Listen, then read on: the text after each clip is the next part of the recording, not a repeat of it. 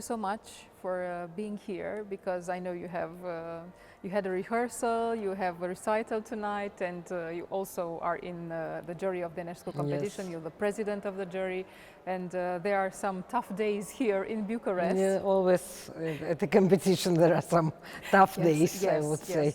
So how is the level?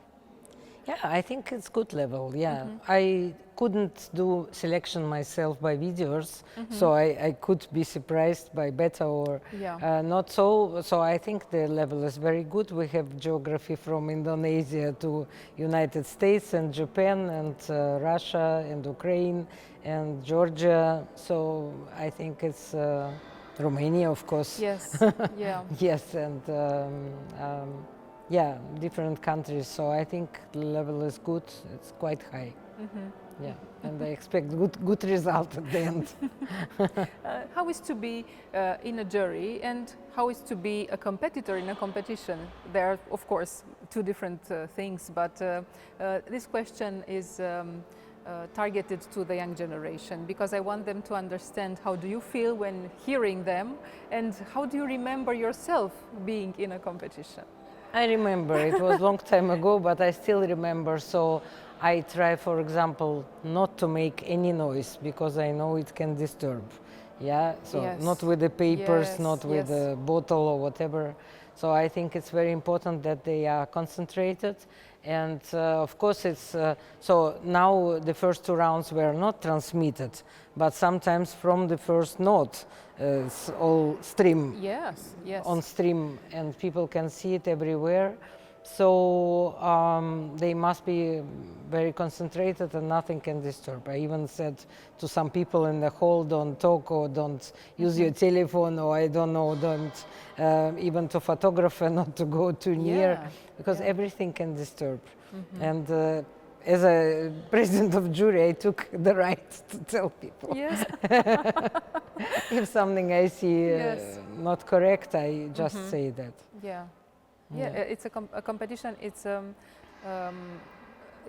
tough in a it's competitor nowadays it's really very tough even to get to competition, because so for my time when I was young in Soviet Union, and we couldn't go anywhere, we could only do a selection to take part in audition in Soviet Union in the country, because the government decided where, let's say, 3 or 4 pianists will go for each competition. So, and they are not many in the year anyway. So government decided, and there were auditions, and then we tried. And so I tried several times before I got to Italy, to Busoni competition. And it also was only my one chance for me somehow. I don't know if I would get another one. And now there is another problem. There is video selection. Yeah.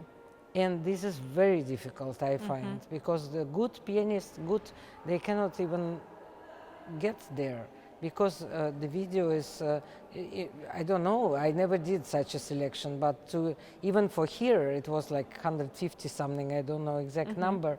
And I said, I don't have time. I teach at the university. There were exams. I had to see another videos for my different master classes. So it was physically no hours for that. Yeah.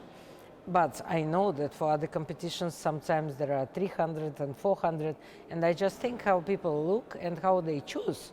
So I don't know. I don't have any idea. I just make a calculation. Even for 10 minutes, if you do 300, so how many days you spend only with these videos? It's incredible. I remember when we had exams, entrance exams in lockdown time, we did it on video. I was sitting from Monday to Sunday, but at that moment I didn't have concerts because it was pandemic time. So I could sit 1 week really with laptop and do it, but who can do it now? So I cannot say that colleagues don't hear. This is not my point, but it's very difficult even to choose from 300 or 400. Of course. How? Of course. So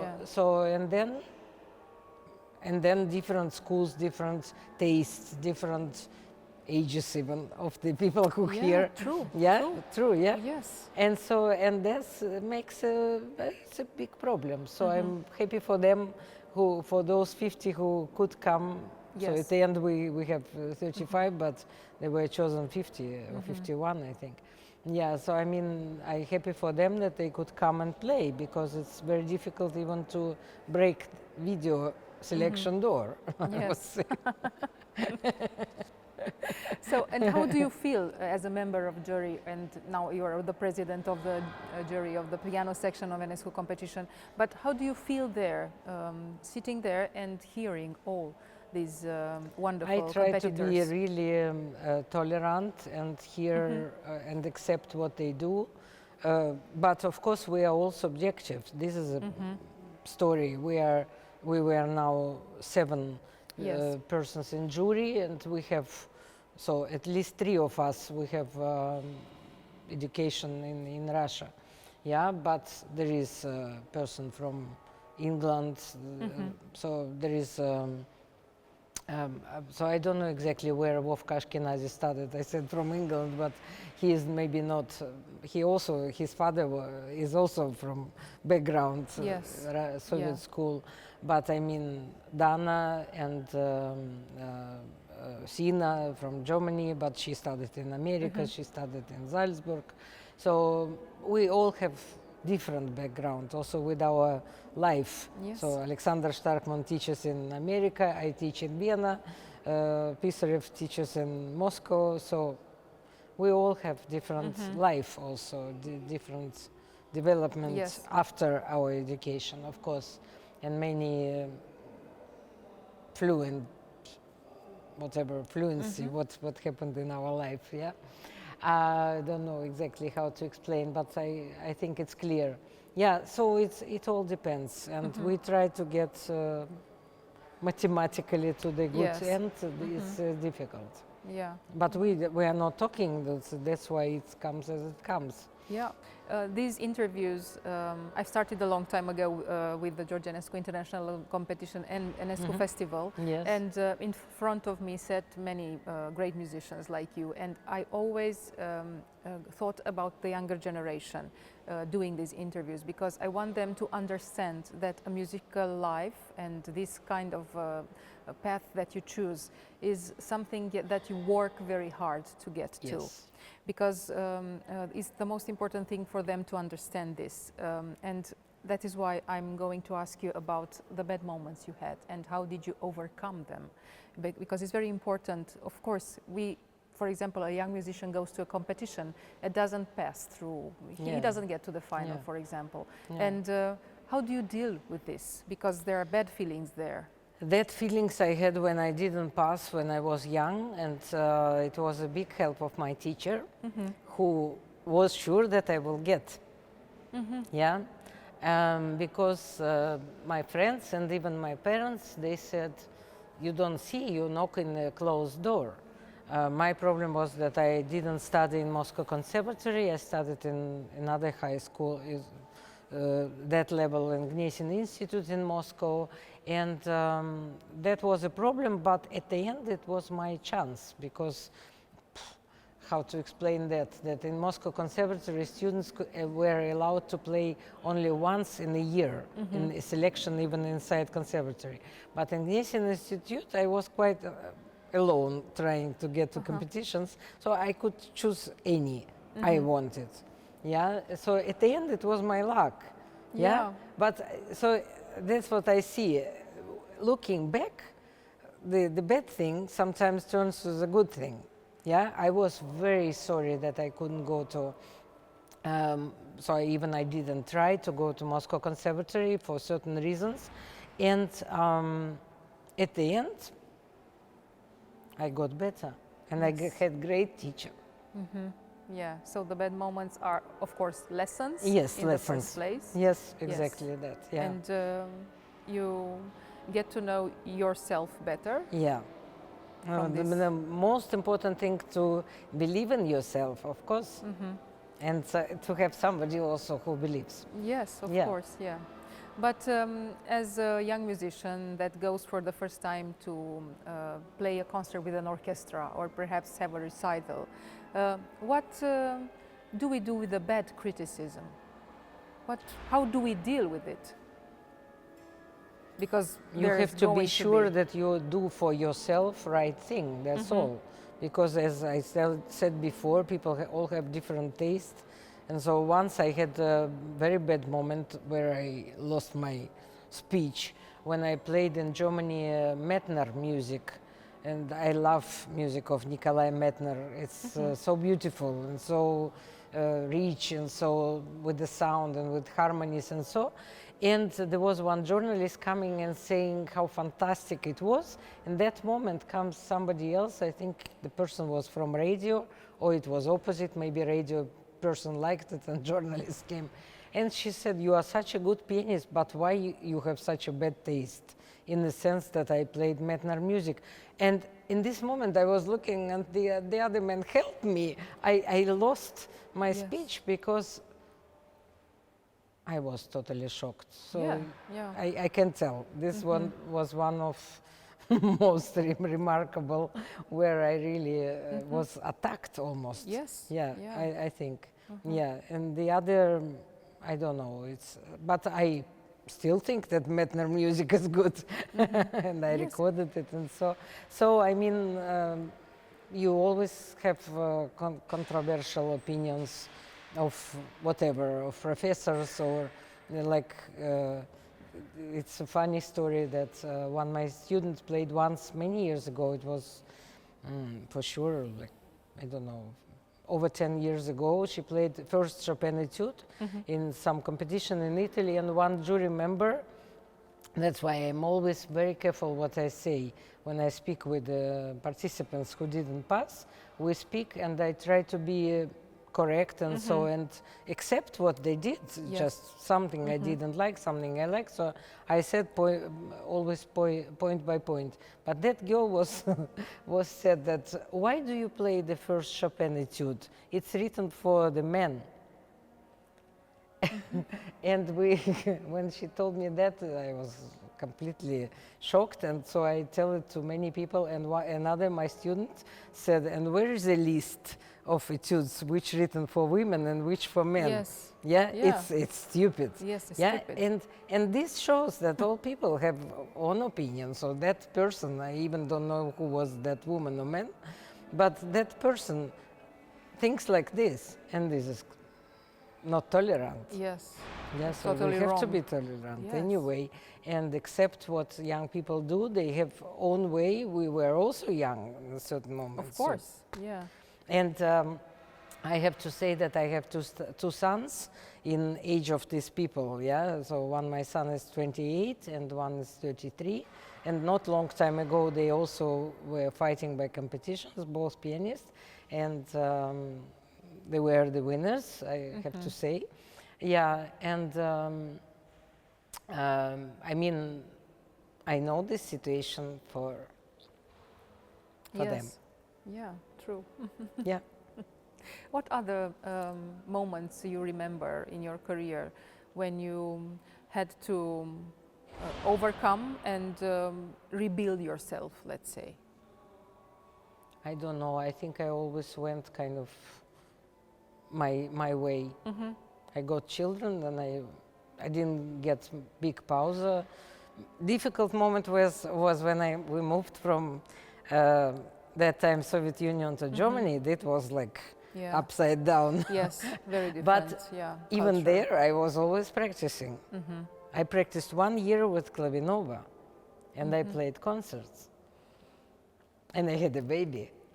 Yeah, because they wrote when we moved to Hamburg, and we found small apartment. Then they told us, so they didn't tell us. They wrote in a contract, no music at home. And imagine I have a baby and I cannot put any piano. So we bought Klavinova, and I had to practice with headphones because the neighbor came and she said I tried not to use the headphones, and she told that you have to move from this wall to that wall, and then because she heard from that wall, and then she said it disturbs And so I had to practice with headphones. And I played concerts, so I went to Italy, I went to Switzerland, to France, and it took me like half an hour to get back the feeling of the piano. So always when I practiced, every day when I practiced, I tried really to how to dream about the normal piano. So not to lose that feeling. And also when I was in Russia, I practiced. I won Buzoni competition with the Soviet piano Krasny Oktyabr, Red October. You know, so it was the worst. No Blüthner, no Bechstein, no Petrov, no Steinway. We don't speak about that. We speak about Krasny Oktyabr. Yeah, and that's what is important thing to say. That and I try to explain to my students and to teach that way, that we have all to have our own imagination of the sound. This is very important. This is what I see by many young people, that they just play. We were laughing the other day, I was giving feedback, and I told it to somebody, and we were laughing together, because look, the piano is here, and it's a furniture. She was laughing. But it's obvious, it's a piece of furniture. Many people have that, even not playing that. True, just have it in the living room. So the story is that the piano sounds only when I want my way. If I just put the fingers and somehow play, it doesn't really respond as. So I mean, I even cannot imagine that. So my teacher in the school and my professor in the Gnesin Institute, they all were teaching me to imagine sound even before I start to play the piece. Or rhythm or tempo, or like conducting, also very important to have that in the interpretation, let's say. But this all, of course, what people have to practice that way. That was my next question. How important is to practice without the instrument? No, but I mean also with instrument. You can practice with clavinova, and even on clavinova to get that, if you think that way. This is my my situation. What was it was a very hard. It was year 1990, when we moved to Germany. This was a cinema story. And unexpected things can happen always in our lives. So anyway, but it was my wish, and I did it. How important, I come back to the same question, how important is for a musician to practice without the instrument? How important is to read the score and be with the score and think about the score? It's important, so Joseph Hoffman said that we learn the piece with the piano, with the music, without piano, with the music, without music, with the piano, and no music, no piano. There are 4 versions. Very easy. So 4 possibilities. It's you can learn also without even music, just as inner sound, inner hearing. It's difficult. I think that when we read music, we also need the piano. I would say that. I would not read music without piano.